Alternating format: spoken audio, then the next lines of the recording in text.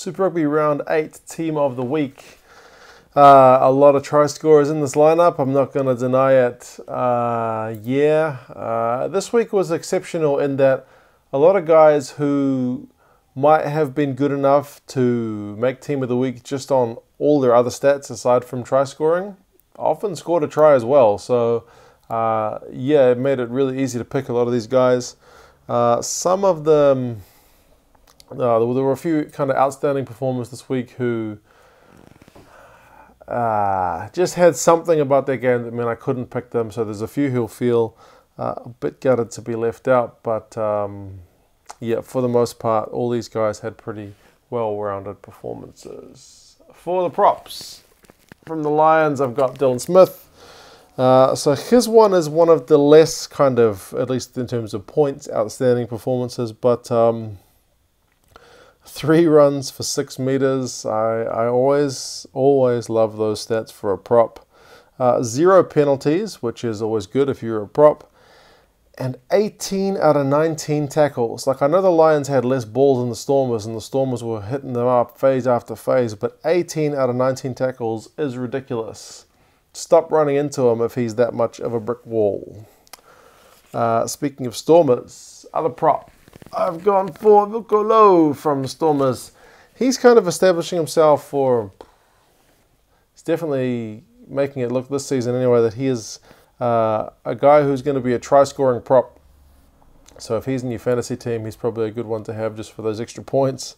But yeah, in terms of his real-life game, so 9 runs, 15 meters. It's not bad for a prop. 1 try, 8 out of 9 tackles, and just always looks pretty solid. So he's coming along really nicely, and you'd be pretty happy if you're a Stormers fan when he runs out onto the park. Next, hooker. Not Malcolm Marx. Malcolm Marx didn't score a try. What is going on? Adrian Strauss didn't get any tries either. He had the bye, I guess. So it's Folau Fainga from the Brumbies. Who's he? He's new. He's not been in the... Well, he's not had many Super Rugby caps anyway. Since Josh Manray kind of went down for the Brumbies early on this season, he's had to step up to the plate. And he's looking pretty good so far. So in this game, he got 1 try, 6 runs, 16 meters, 10 out of 13 tackles, 10 out of 11 successful line-out throws. And he almost scored what would have been the most beautiful try of the season, perhaps, in that the Brumbies did a slick little line-out move very close to the opposition line. And it went back to him after the line-out, and he tried to do a kind of diving wingers. He was like in full flight in the air, hands trying to push that ball down just in the corner, but he had a foot in touch. So close to being such a beautiful try from a guy who's in the front row. It was an extraordinary display of dexterity, if nothing else. So yeah, he's a skilled young man, and I look forward to seeing more of him. In the locks, I've gone with Rory Arnold. So Rory had a pretty big performance, a big performance from a big man, I guess. So 1 try, 11 runs for 45 meters. I don't know if I've ever seen Rory Arnold run 45 meters with the ball ever. 11 out of 12 tackles, 5 line-out takes, even got in an offload during this performance. And his try, again, was a thing of beauty. I don't know what's going on with the Brumbies this week, what somebody put in the water over there, because they're not usually a team who kind of sets the world alight with the whole pizzazz thing. But man, Rory Arnold I said he ran 45 meters. Most of those would have been in the try he scored. He was just lumbering, and not ungracefully, but he's a large man, so whenever he moves, he's lumbering, and he was, scoring a pretty sweet try. So credit to Rory for that. He's not really known for his try scoring, so good on him. Next, Franco Mostert from the Lions. So he's back in the second row for the last couple of weeks. He got a try, 9 runs, 20 meters or 26 meters, 5 out of 18 tackles, 1 line-out take, 1 line-out steal. He's kind of been a bit maligned this season for his role as captain in Whiteley's absence, bit of lack of leadership, but maybe experience is making him better. I don't know, but the Lions' performance this week was certainly a lot better. So yeah, good on him for putting in a good shift. In the loose forwards, another Lions player. I've gone for Quack Smith. He had a pretty extraordinary game from the looks of things. It's a really pity that's the one I didn't watch kind of in full live. So he had a try, 5 runs for 41 meters, 22 tackles is just bizarre. I mean, I know he missed like 4, but geez, 22 is the #1 tackler this week, so good on him for that. It's just a very high number. That's a lot of tackles to be making. So, yeah, good on him. He's having a decent season. Speaking of guys having a decent season, Nasarani from the Brumbies. A few Brumbies and a few Lions in this lineup. So Nasarani got 2 tries, 14 runs for 92 meters. He is a pretty strong ball carrying player, I guess is the way you'd like to say it. So 8 out of 11 tackles, so not even half what Quacker Smith made, but still he's definitely doubling what he did with the ball. 3 line breaks from a #8, so yeah, he's you can see why the Brumbies snapped him up anyway. So yeah, having a good season also. And lastly, from the Waratahs, I've gone for Will Miller.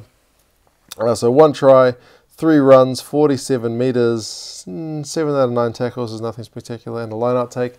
Still a really young guy, really accomplished all-round performance. Kind of not either. He's kind of in between these guys in that he wasn't a tackling god, and he wasn't a a ball-running demon kind of thing. He was just putting in a good shift, and for a guy his age, of his experience anyway, pretty impressive.